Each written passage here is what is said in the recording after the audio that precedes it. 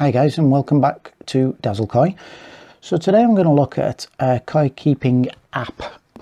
If you may well know me well enough to know I love a good spreadsheet, and I've developed a spreadsheet over some probably 20 years or so to keep track of all my pond and koi stats, growth, sizes, feed rates, water parameters, etc. So I was really interested when a young man from Germany contacted me regarding an app he'd developed with a couple of colleagues of his, asked me to have a look at it, and that's exactly what I'm going to do today.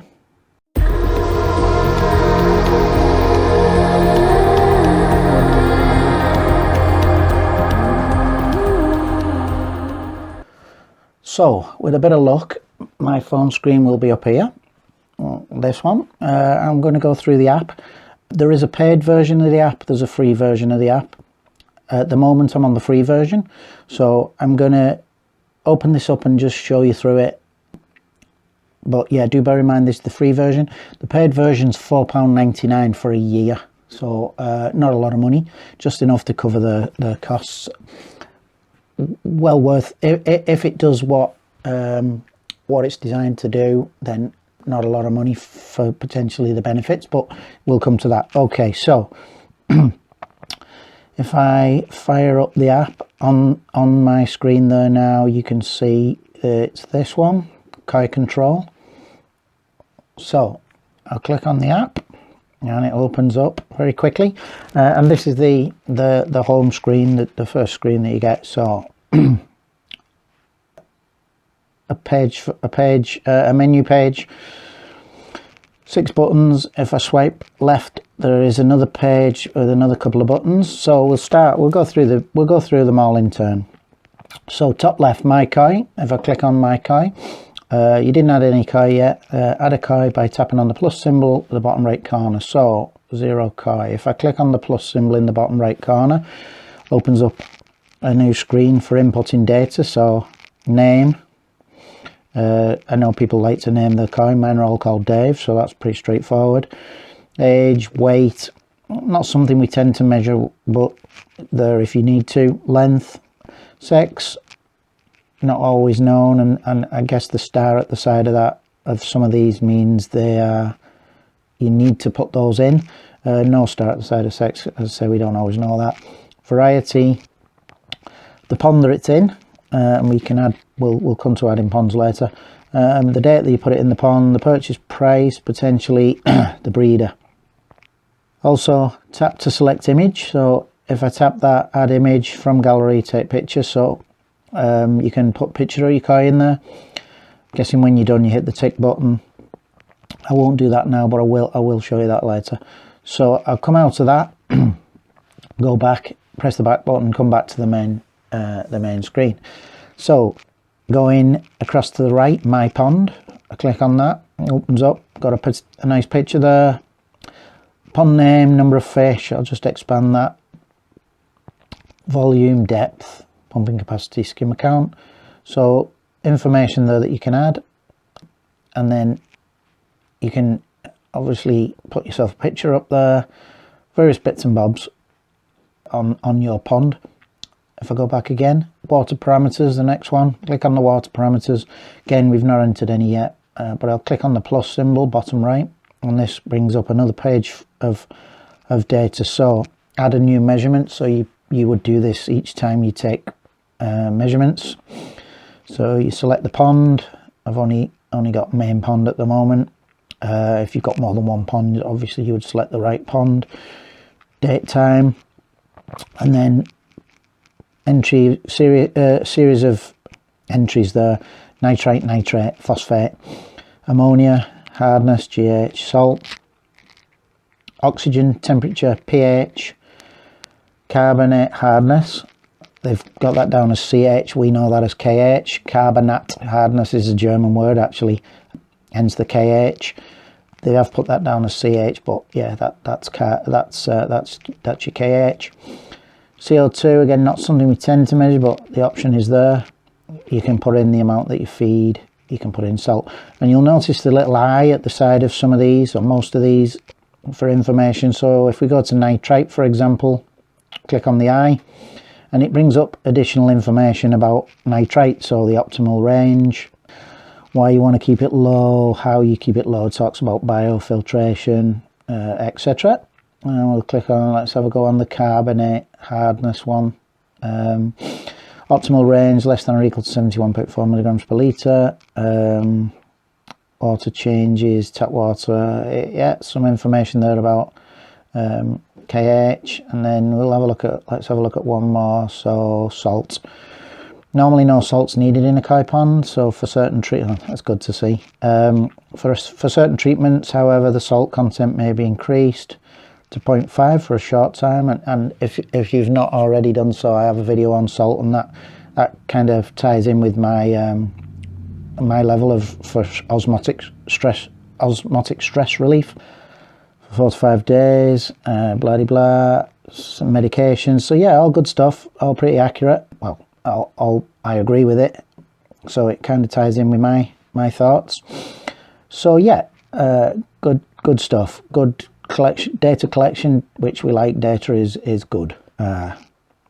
So if I come back out of that, the next one, statistics. I click on that, and then there are various options. So if we select ammonia, we've got some data there. You know, the points that we've entered will be plotted on that graph.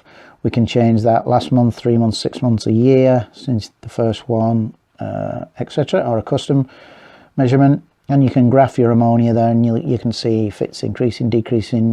You'll be able to see any little blips on there, etc.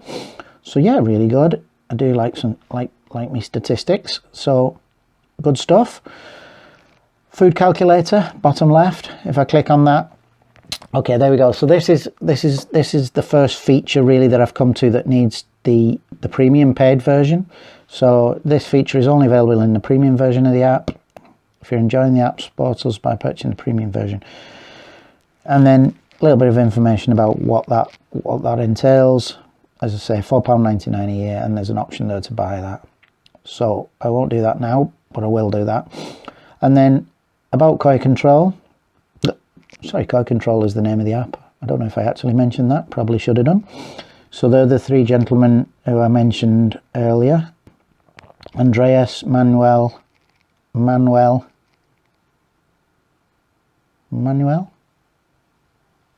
He won't be happy if he's watching this and I can't get his name right.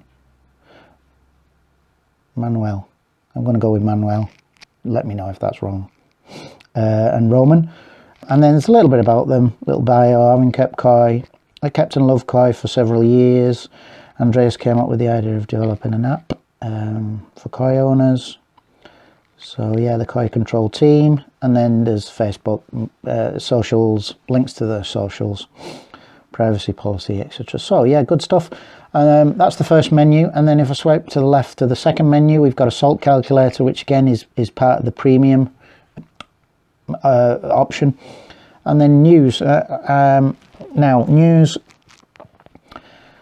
Matt Koi is deceased, so this is kind of updating us on stuff that's coming up. KoiControl reminds you about activities around the pond. Use KoiControl app on your computer, and it tells you when that is coming. So they hope in 1 month's time they'll add a function whereby it will remind you about activities around the pond. And then within 4 months, the PC version of the app, which will be good as well. And then they've got this new option about marking koi as deceased, which is the latest feature they've launched. And I'll show details. There's information on that there. So that is good. Feedback and communication like that is really good, especially with the paid version. You want to know that they're supporting it, that they're continuing to develop it, and that does appear to be the case. And they're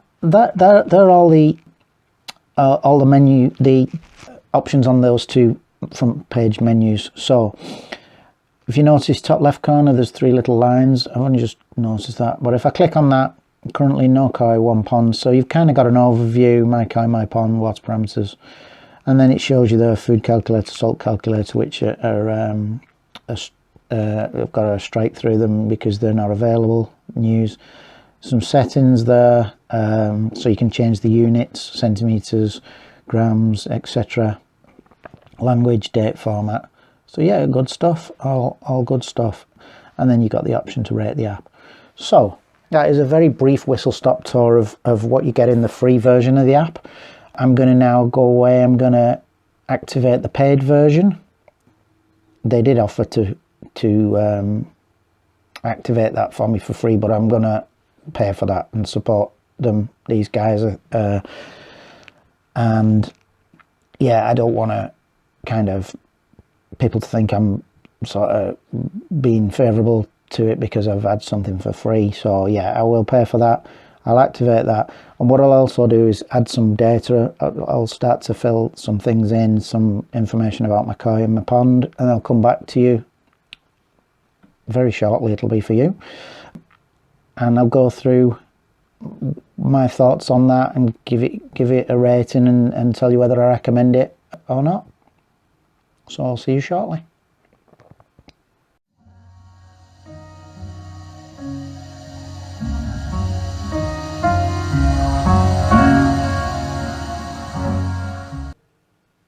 Okay guys, I'm back. So I've had a good look at the app. I've also subscribed to the paid service, £4.99 a year. So I'll take you through now what I have found and what the £4.99 a year gets you, and I'll sort of sum up and give you my thoughts on the app. So app again. My phone, this app, same. So if again we start from top left, the My Koi icon, click on that and you'll see it's brought up all My Koi. So I've actually put three in there. The top one I didn't put a picture in, so it's selected, it's just used a generic little picture there. The second two I have, you'll see very similar, they're actually twins, and you can see at the bottom there 3 koi, it tells you how many there are, etc. So I click on one of these, I'll go for the bottom one, and you get this information. So name is Dave, Kahaku, 3 years old, 55 centimeters. The weight is calculated, I haven't put that in, so that's based on typical weights of koi at various lengths, presumably. And it says Dave's been swimming in the main pond since the 10th of the 4th 2020, so I inputted that date. Dave was bought for €86 and was bred by ESA. Now I have actually changed in the settings, I've changed the currency to pounds since, so worth noting, you need to do that as soon as you install the app. If you add a fish on euros and then change it to pounds, it doesn't retrospectively change that to pounds. It stays as whatever it was when you inputted it. So note there, do change, set up your currency and your weights and things how you want them first job. Okay, growth history. So there is a little bit of data there. Presumably that's going to plot. At the moment there's only 1 point because I've only entered 1, but each year as you measure your koi, as I do twice a year actually, new measurements are entered, it will plot the growth of the fish for you. So that's a good feature. And then at the bottom there's some remarks. I've just added a remark there just to try it. You can put an image with that remark.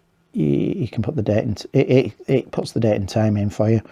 A title, Dave's bio, and then the note, Dave is a big fan of DAZZLE Koi and watches all his videos. So that is added to Dave. So if I go back, the one at the top, which as I say I didn't put much detail with this one, but there is a reason why I've put this on, and we'll come back to that. It will become apparent later. So back to the main screen, my pond. I've added a little bit of data. 5,000 litres, 1.2 metres deep, pump capacity, drain count, skimmer count. I've not put my own image in, so it's still got the image, and that data is there on the pond, on the main pond screen. I go back, water parameters. So you'll see now I have now a set of water parameters that I've added. You can add more, you can scroll, but I've only got the one in at the moment. So if I click on that, you'll see I've entered nitrate, no, nitrate, no, 0, phosphate 0.2, ammonia, no, etc. You'll notice carbonate hardness is red. We tend to use degrees, so 1 degree is about 17.9 milligrams per litre. So I run my pond about between 2 and 3 degrees. It doesn't fluctuate very much. I've got a video on that. People will say, oh, that's low, but it's different for every pond, the optimum value. I've put 54 there, which is equivalent to 3 degrees, and it's in red, you'll see. And that is because if you click on the information, it's suggesting at least 71.4. I don't tend to agree with that. I think that's probably 4.5 degrees, 4.5 drops on the dropper tests. It's a good safe level. I don't like to apply that generic number to every pond. As I say, they're all different, and on my video you'll see why and how I calculate that. But 71.4, it's a safe level, and so it's come up in red there to sort of notify me that it's outside of the prescribed range. Also CO2, I haven't actually put a reading in there.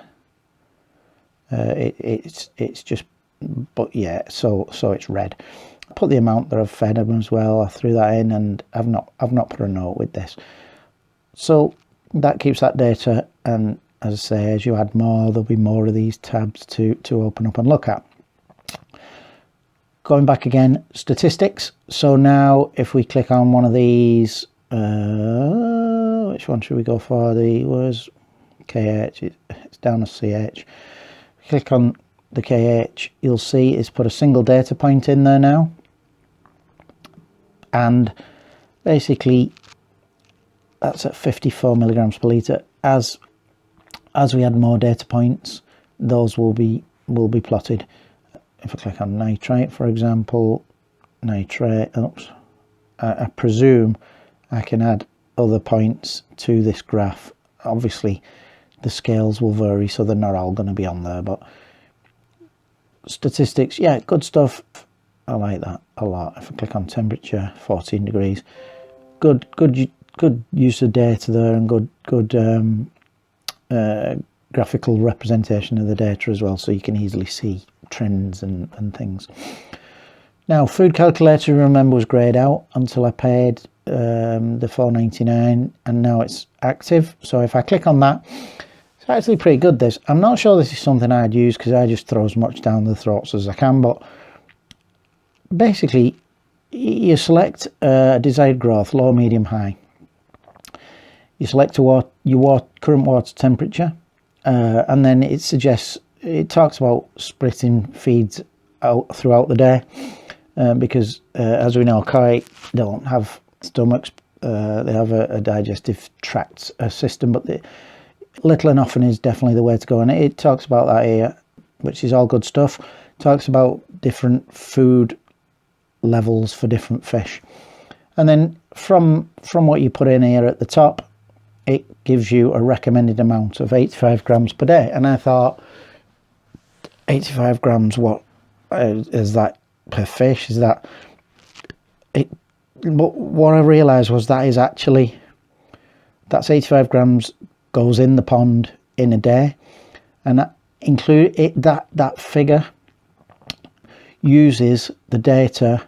If I go back, it actually uses the data that you put in for your koi.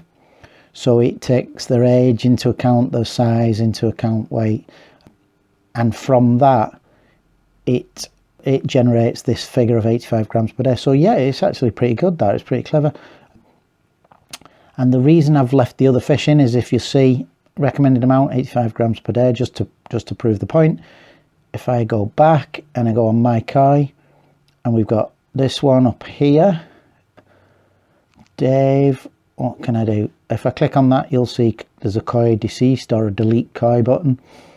I'm going to delete him. I don't want to kill him off. I'll delete him. Do you really want to delete this koi? Yes, get shut. He's gone. And if I now go into food calculator, it's now calculated 29 grams per day. So that was an 85 centimetre koi. I've deleted it. It's now calculated the new food level for the 2 remaining smaller koi. So yeah, pretty good. As I say, I don't know whether I'd use it. Yeah, I think I would actually. I think it's good to give you an idea of where you should be. Yeah, it's good. It's actually a really useful feature, and it's clever the way it uses the fish, you know, the koi that you've put in to calculate that. So yeah, really quite impressed. Coming back from that, if I scroll across, the last one is salt calculator, which was grayed out again earlier. That's now active. So if I click on salt calculator, and again, this is pretty clever. The pond volume, 5,000 litres, so it takes your pond that you inputted earlier, and you'll see at the top there, you can choose, if you have other ponds, they'll be listed there. Select main pond, which is, it knows is 5,000 litres, and the current concentration is 0, and that's important, because if you've already got salt in there, you can put that in. Currently 0, and then the desired concentration, so if we want to relieve a little bit of osmotic stress, we want to go to 0.3% salt, for example. What that now does, it tells me, is at the bottom in the black, 15,000 grams of salt to add to my pond to bring the whole concentration up to 0.3%. So yeah, again, I mean, that's accurate. That's the kind of figure you would expect. So yeah, pretty good. You've then also got this water change function down at the bottom. Must confess, I don't know what exactly is going on with that, but if I slide that to 20% water change, 1,000 litres, it's then telling me to bring that back to the 0.3%. I need to add 3,000 grams after the water change. So yeah, pretty good. Yeah, as you know, I'm not a fan of salt, but if you must use salt, then yeah, really useful, really good. And that is all I've got. So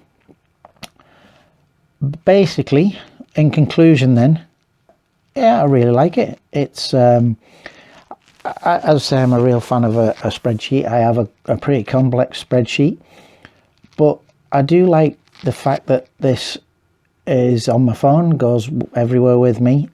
It also has the option to sync to other devices. So my tablet, for example, put stuff in on the phone, it'll be on my tablet as well. There is a computer app version coming along shortly too, which it will also sync to. So yeah, I really like it. I do recommend it. Yeah, I suggest, I highly recommend you go and check it out.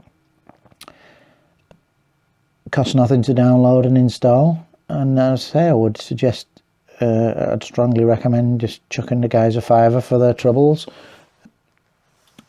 So yeah, thank you for watching. I'll stick the link up so you can search it out and get it on your phone and have a try. It's available on Apple and it's available on Android. Well worth a look. Thank you for watching. If that was useful, then do please subscribe. If any questions, anything at all you'd like me to feed back to the guys who developed the app or anything like that, stick a comment down below. I will see you in the next video.